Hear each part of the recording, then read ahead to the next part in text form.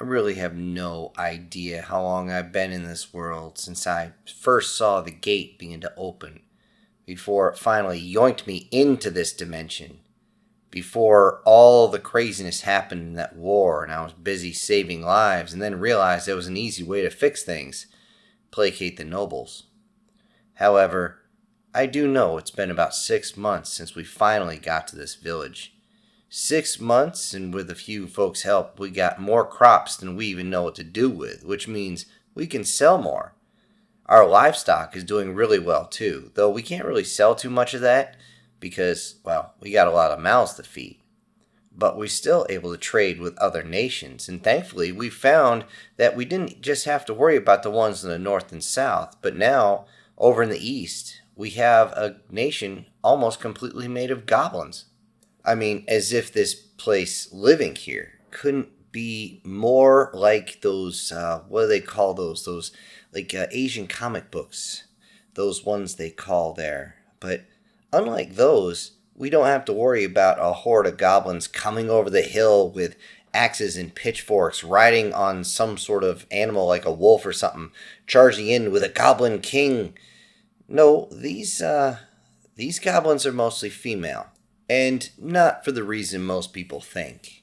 It's not because they only need one male to procreate, or they only have one male for every 10 or 20 females. No, it's simply because, as it turns out, goblins are pretty weak, pretty small, pretty frail. If they don't attack in groups, there's no way they're going to take down their prey, and then they become the prey. They don't look nearly as nasty either, actually dealing with a few of them because a couple injured ones came into the camp and we fixed them up. They look very, very similar to humans, actually, at least in shape. They're kind of almost like homunculi. Well, green-skinned homunculi with the pointy ears, of course. And they seem to have the strange type of tusks, but they're not really pronounced. I don't know how else to say it. They're usually polite and scared to death of everybody because they're so damn small. I mean, they're not so small I would consider them pixies, but seriously, they are scared to death because even though they have a 50-50 split on males being born, getting actually to the age of even reproduction, let alone marriage, is a very slim chance. You get a better off chance being able to get to your 21st birthday in the hood than you would for these goblins actually getting to the point where they can start reproducing with the females. Because of this, there just happens to be more females. A lot more. It's almost a 30-1. If we went in the opposite direction, though, it's not goblins we got to worry about. It's the elves. Wow, they are unbelievably protective of each other. I mean, seriously, I thought some of the places I've been in my original world were racist, but holy crap. You even get close to that, what you think is a peninsula at first, but no, it's just a very, very narrow pathway that goes over to this vast island. If I looked it on a map, it'd almost be like the island at the base of Japan there. Just, it's there, but it's not there at the same time. And as it turns out, when we started dealing with them, they wanted to kill me because they don't like humans at all. However, when it came out to the fact that we had a couple dragonkin that could actually burn them all to the ground, they stopped and go, okay, well listen, please don't make it burn when we, do anything. As a surprise, when we finally got to talking with them, trade got very easy. There was also the fact that Rena, she had the same type of powers as these elves, the earth and plant magic that they just seem to have. As it turns out, having this type of ability and being able to do it well, like Rena can, is very attractive to the elves. Like, seriously. It was like she couldn't turn around without one of them offering to refill her drink, get her more food, or to dance, or anything. It got to the point where she actually pulled back to me. It was like, can you protect me? I said, you realize we got a few folks with scales here who could definitely make these guys back off, but you're of that age. Why don't you just kind of enjoy yourself? She looked at me all sorts of sideways on that one, but she did decide to start talking with the elves. I look around and the village has actually grown, and it keeps me busy. Very busy. Most days I wake up and the first thing I do before anything else is I say hi to anybody who's awake and I go check the clinic. The clinic, of course, is right next door, so that doesn't take long at all. Even when I'm not on duty, I still go and check, which is normal. You gotta keep the routine going to make sure everything is good. If they need anything, then I'm off duty. I'm going to be able to talk to our supply and we can get whatever the hell we need. But usually it's pretty quiet. At least one of the healers on duty, and along with their associated nurse, as long as they're not, in the back room taking care of urges, everything's copacetic, everything's good. After that, it's time for breakfast and my morning coffee. Yep, we got coffee. Oh, jeez. I was jonesing for a cup for a long time, and then Keen, turns out, coffee's a staple in his world too, or I should say on his earth.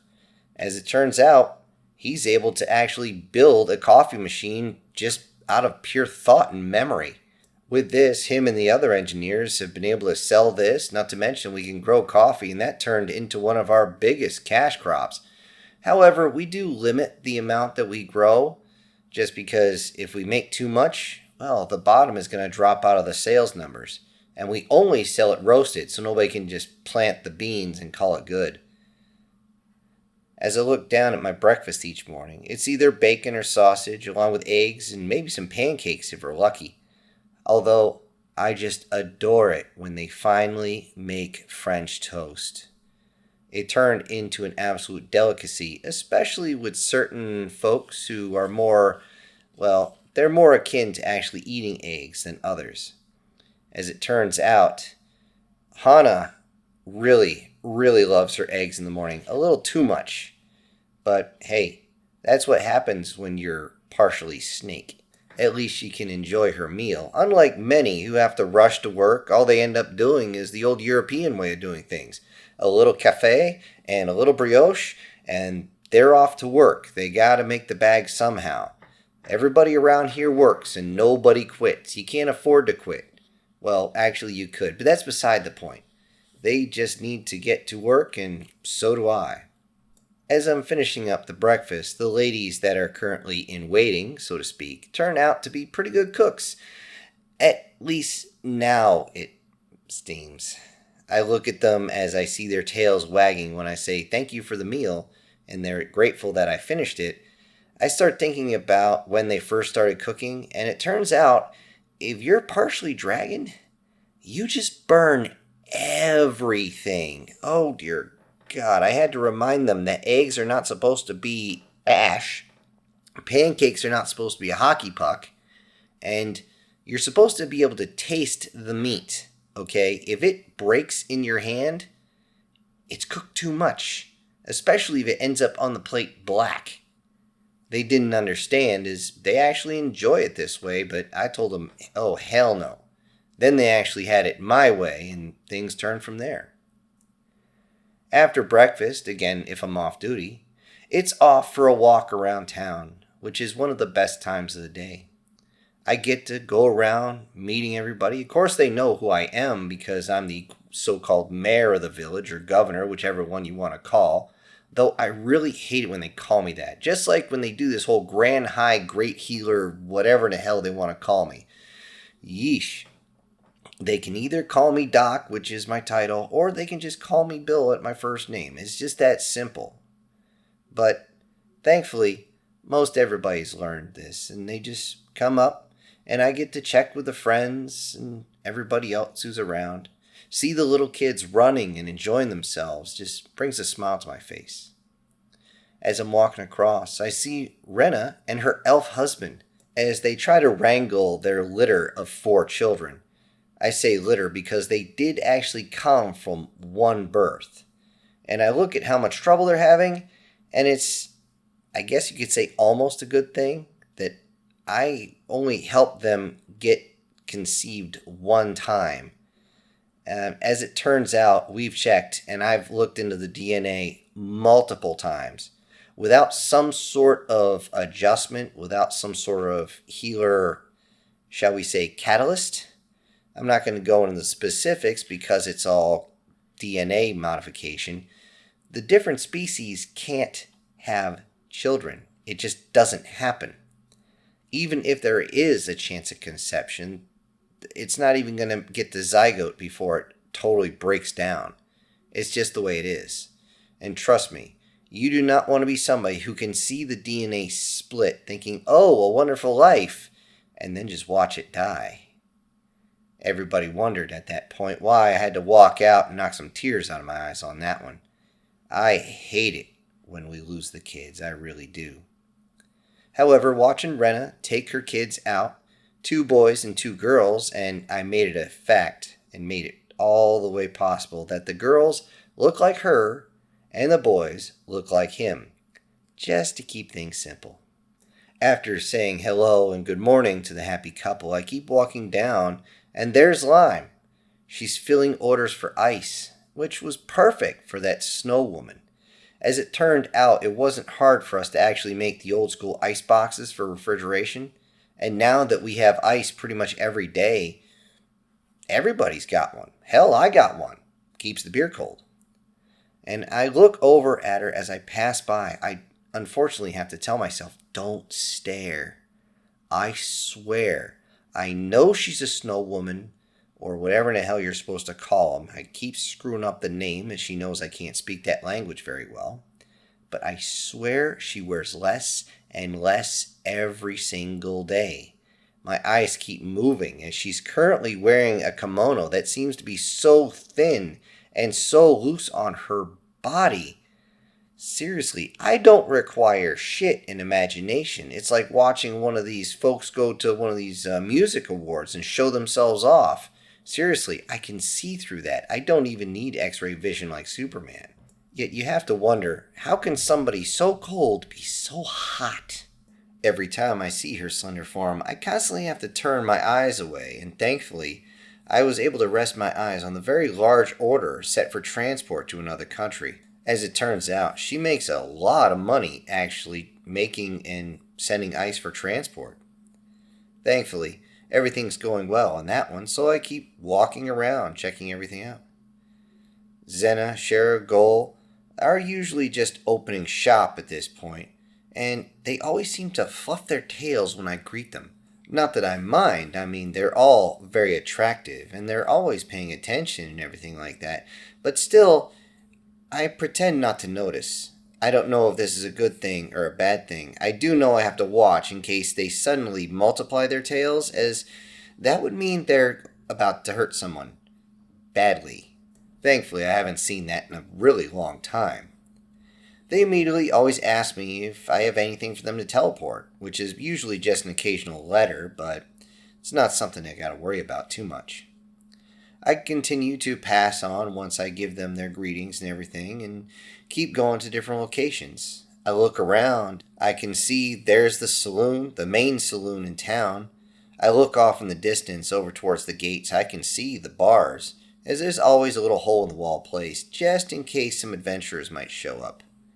It's quiet in the mornings. Very, very quiet. Especially right next to the saloon and what's next to it, the brothel.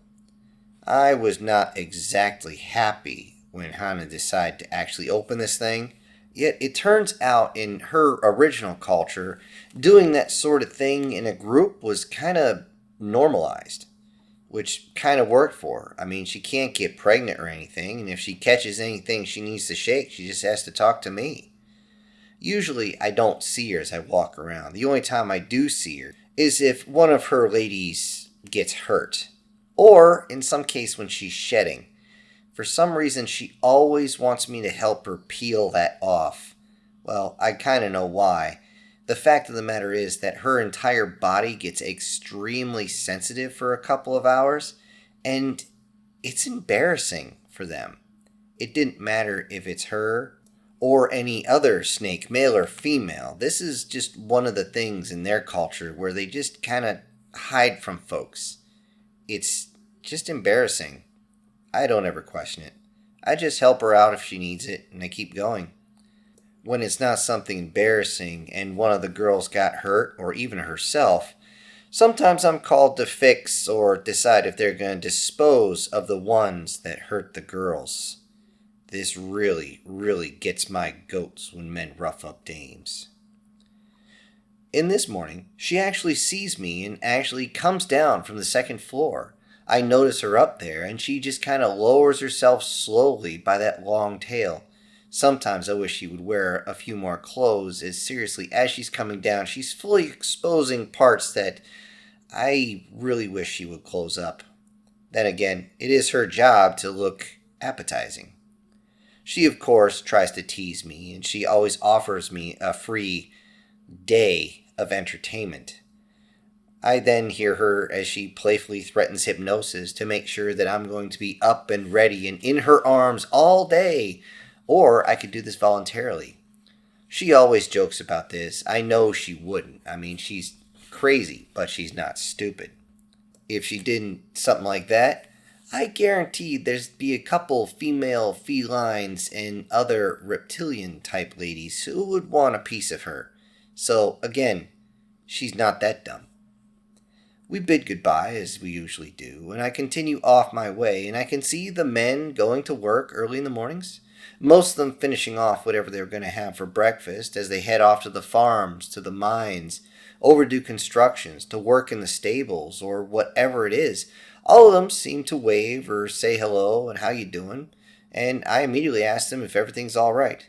A few do need help as they're still hung over from the night before, or to try and get muscle fatigue taken care of.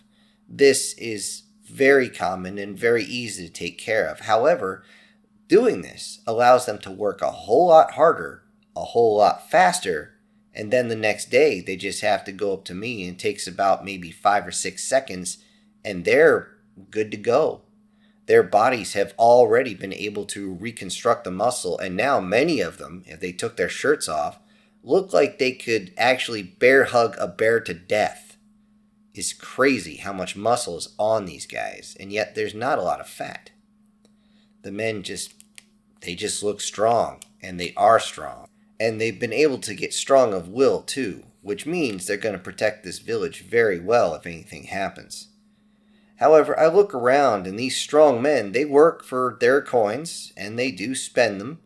But I worry about the poorest ones in town as I keep walking and I see them heading towards the sewers. These are the old-style tossers, as they would go down just to clean out the sewers to make sure everything is running right. They always need some sort of cleansing, as the bacterial buildup is still bacterial buildup no matter what world we're in. They just need a quick handshake and they're good to go. Thankfully, I catch them before work and I don't have to constantly wash my hands. Many of them either got into debt or they're new to the town or whatever reason, and they're working their way up. And it's not going to take long too, because this village, it pays well. It pays very well compared to other village, but we can actually afford it.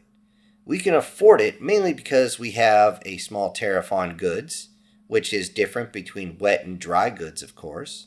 We have tolls per wagons, which is not all that much, but because it's lower than normal, that means folks are more apt to bring more wagons in. See how that works? And of course, there's the healing costs, which usually go straight to my office, to my clinic. The healing fee for those living in the village is absolutely free. Always has been, always will be. However, the nobles that come in, and they always come in with these gaudy-ass carriages, well, we charge them, and we charge them high. Whenever they have an issue about this, we just tell them to go talk to their kings, go talk to their actually highest echelon, because I've dealt with them all, and I've told them specifically, along with everybody in the village, we set the prices. You don't like it? Find someone else. Good luck on that, because there is no one else.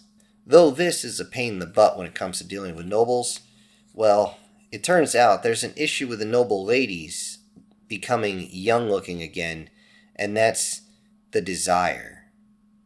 There's also an issue with noble males becoming young and good-looking, and that is also the desire. Not only the desire of the opposites to go at each other, but it turns out that, well, it's kind of hard for them to do their work if they're up on each other like newlyweds. It's also interesting to see some of these nobles come in with old battle wounds, something that kept them off the field for a long time, put them in a spout of depression because they can't do all the things they could, fix them up, and they're all smiles. Accidents also leave many of them damaged or disfigured, and thankfully, it's easy to take care of them. However, in some cases, they've actually offered to stay and pay some other ways. In one case, a noble brought in his daughter, and she was only about 11 years old, maybe 12. She had been bucked off the horse, and she had been completely mangled on one side because she landed all sorts of wrong. Her left arm and left leg were just twisted in ways that just shouldn't be that way. I had to have her grab a hold of a rag and bite down on it because what I was about to do wasn't really going to hurt, but was going to freak her the fuck out, and I didn't want her to scream. I had to have her father hold her down while I snapped all her bones and put them back in place and healed them the way they were supposed to. When I was done, they were so grateful that they actually offered a 16-year-old cousin as their payment. I had to tell them, yeah, that's not going to happen. Though, as it turns out, she decided to move to the village at least for a month or two before leaving. She loves the food, and she loves the folks. And she loves the fact that all the guys, when they walk around shirtless, well, let's just say it's a good thing she's wearing a wide dress. There was an issue when it came to payment, when it came to the duchess, the human king's sister. She actually showed up and tried to pay for the treatments that she received, the cures of all the issues she had, and she was pushing almost 80 years old. When we were done, yes, it took more than one of us to do it. She not only had got rid of all of her arthritis, she looked as though she was 17 once again, along with all the parts being firmed up and back the way it's supposed to be. Seeing this, both her daughters, at least the daughters I saw, immediately wanted to get everything fixed. Unfortunately, the duchess, being a total bitch, said they had to pay for their own. They couldn't pay for anything until this duchess keeled over, and now I'm like, what the hell is going on? And then I truly said, what the fuck, as she tried to pay with 50 slaves of different species, all brought in, all on their knees as I walked out of the clinic, and I just looked at her and said, oh, hell no. She looked confused, and as I turned over, I put my hands on her daughter's shoulders, and I fixed them up as fast as I could, and then I told them to get back in the carriage because they're not going to want to see this. Immediately, the slaves were taken, all their collars removed, and anything that could mark them as slaves was taken off. The duchess was told to get the fuck out of this village and don't you ever come back. You are banned. You and the rest of your family will never, ever be taking in any type of treatment from any of us. And if you try to take the village, we will destroy you. She thought I was being a little sarcastic with that until a certain couple of ladies came over, spread their wings, and slammed their tails on the ground. This got her attention. She screamed and yelled how she was better than everybody and yada yada yada, the same arrogant bullshit that we've heard a million times. Then she took off. Before she even got out of the village, I had to talk to a few and made sure that a letter was teleported straight to the king and queen. Before the duchess even got halfway back, the king had sent a message, and he was beyond apologetic, knowing that he's going to be caught in the backblast of all this. Eventually, he had to make his sister publicly apologize, ostracizing herself in front of everybody to the point where she actually disrobed in front of everybody, claiming this is who she is now. She is only able to rule because of us. Then she had to come back because that was not enough. She may have shown herself to her own subjects, but she had not apologized to who actually she needed to apologize to. When she arrived, she immediately got down wearing almost nothing, just a little something to cover down her lower areas, and actually bowed to me, very loudly apologizing. I looked and I started laughing, and so did everybody else. She didn't know what was going on until she lifted up her head. I said, "Turn around. You apologize to them." The look on her face as she realized that she had to bow on her knees and beg forgiveness from the former slaves that were now dressed better than she was, well, that was worth the price of admission. I lifted the band and made sure that she got the rest of her rejuvenation because we had left a few small things in there, like her IBS. However, I decided to leave the menopause in just out of spite. The slaves that she had bought, by the time she came back, had actually integrated into the entire village and increased our population by almost 18%. They became workers, laborers, wives of some of our population. A few of them decided to work at the brothel, which I wasn't actually thrilled about, but hey, I'm not the one controlling them. They all made up the workforce. And they even decided, some of them, they would start from the bottom, literally, as tossers working in the sewers, and work their way up. This was something of severe respect that we gave them. They kept the integrity, and they swore allegiance to the village. And you know what? That makes them ours now. And we take care of our own.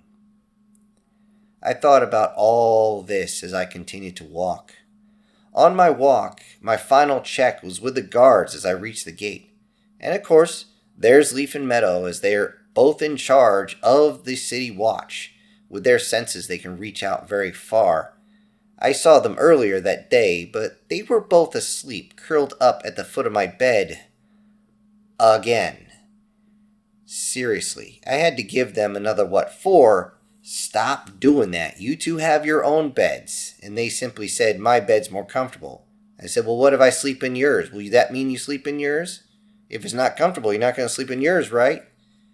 Of course, they lowered their ears and tried to give me the kind of kitty cat eyes to try and beg me, please let me sleep there.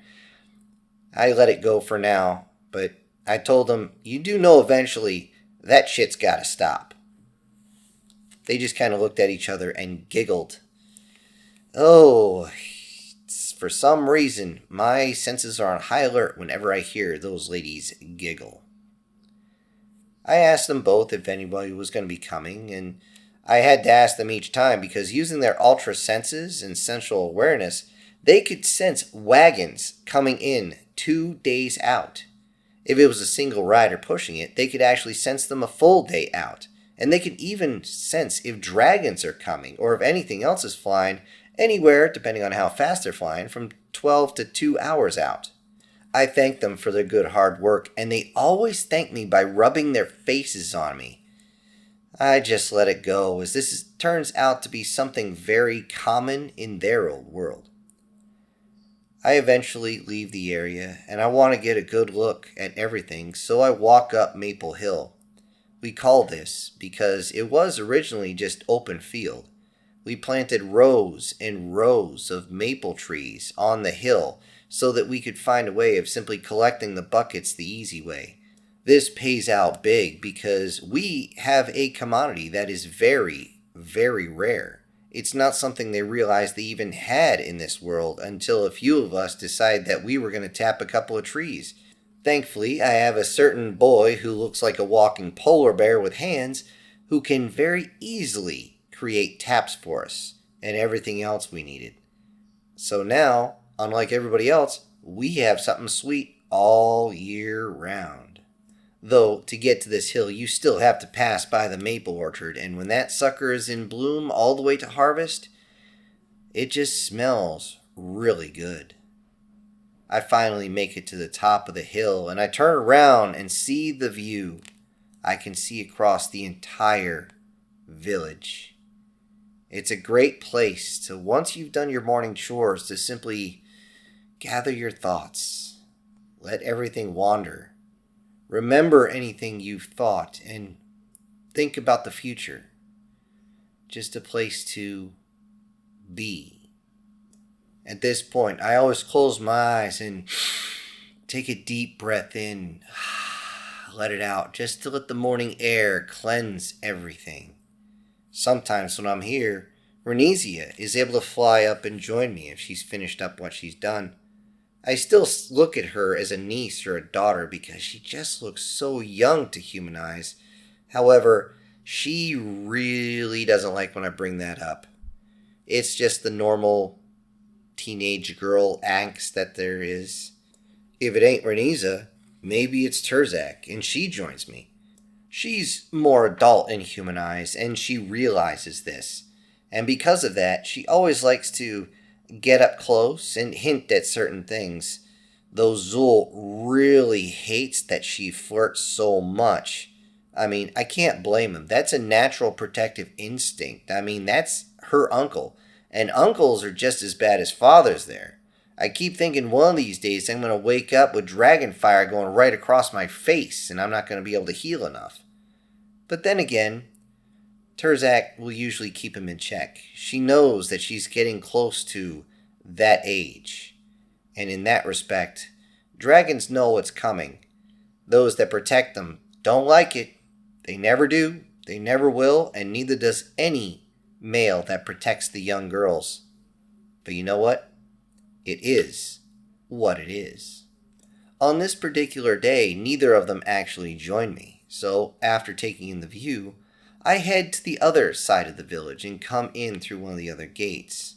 With or without any company, it's nice to just walk through and make sure everything is good. This usually completes my walk, as I finally am able to come in from the other side and walk through town and finish checking on everybody and everything. With the village secured and my day off, I can finally relax, truly relax. At least I would on any other day that I'm not working. But today is a very different day. Just as I walk through the east gate, Leaf stops me with a very concerned look. I asked, "What's wrong?" thinking possibly somebody has injuries and I'm going to have to fix them real quick. Leaf then turns and says, "There's a very large caravan approaching the territory. A very grandiose caravan, and it's odd." I asked, "Why is it odd?" She responds, "It just suddenly arrived." "What?" I asked. "It teleported," she said. "I get it. What the... It teleported to its current location. Okay, crap." I didn't say anything else. I knew that meant that there was a Kensune, at least one, but to jump something that big without causing excessive stress on the body, there's got to be a couple of them or more. This could be either really good or really bad, as our village has the reputation of dealing everybody as equals, not looking at anybody as though they're second class or third class. I simply turn and say, "Inform the village security force, but until we know for sure..." "I understand," she said. That is when Terzak actually flew over, landed right next to me, actually pushing up against me a little bit to try and catch herself a little bit, which she does, but I know she doesn't have to. I look down to her and I simply say, "Hey, it looks like we're going to have company." With that, she grins a little bit, then opens her mouth just a little bit as a small bit of flame spits out of her mouth. With that mischievous grin, she says, "I look forward to it." Hello everybody, this is Syntax. Thank you for joining me today on Part 2, Chapter 1 of Summon to a New World. If you have not started from the beginning, feel free to go into the description box below where you will find a link to the very first chapter. Before I go though, I do have to send out some special thank yous to a few of my supporters, and those would be Prozac and Pancakes, SS Demon, Douglas Scarborough, MTF Guard, Brian Kemp, Erica Gem, and Guardian Sage. Thank you all so much for supporting the channel. Everybody else, I'll see you on the next one. This is Syntax, ejecting.